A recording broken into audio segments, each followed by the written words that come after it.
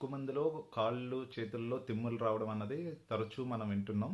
నేను కూడా చాలామందికి చూస్తుంటే ఎక్కువ శాతం ఈ కనపడుతున్నాయి ఈ మధ్య కాలంలో. అది ఏంటని చూస్తే మన బాడీలో ఉన్న బ్లడ్ సర్క్యులేషను అంటే ఏదైతే రక్త సరఫరా అన్నది మనం అప్ టు బాటమ్ దాకా అందాల్సింది సరిగ్గా అందకపోయినా, అలాగే దాంట్లో న్యూట్రిషన్ వాల్యూస్ తగ్గినా, అలాగే బ్లడ్‌తో పాటు ట్రావెలింగ్ చేసేది మన ఆక్సిజన్ లెవెల్స్ అవి కరెక్ట్‌గా అందకపోయినా ఈ ప్రాబ్లం అన్నది ఎక్కువగా మనం తరచూ చూస్తూ ఉంటాం. ఇలా నా దగ్గరికి వచ్చిన వాళ్ళలో నేను కొంతమందికి టెస్ట్ చేస్తే వాళ్ళకి ఎక్కువగా న్యూరోపతికి సంబంధించిన ఈ ప్రాబ్లమ్స్ కూడా కనపడుతున్నాయి. దీన్ని న్యాచురోపతిలో పర్మనెంట్‌గా తగ్గేలాగా నేను కొన్ని ట్రీట్మెంట్స్ పరంగా నేను చేసి చూపిస్తున్నాను.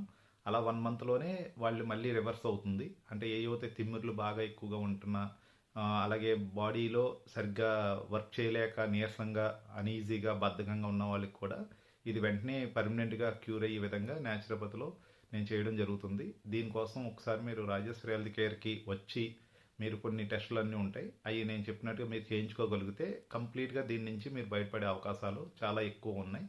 ఒకసారి విజిట్ చేయండి. నేను దీని గురించి పూర్తిగా ఇన్ఫర్మేషన్ అన్నది నేను మీకు చెప్తాను. Thank you so much.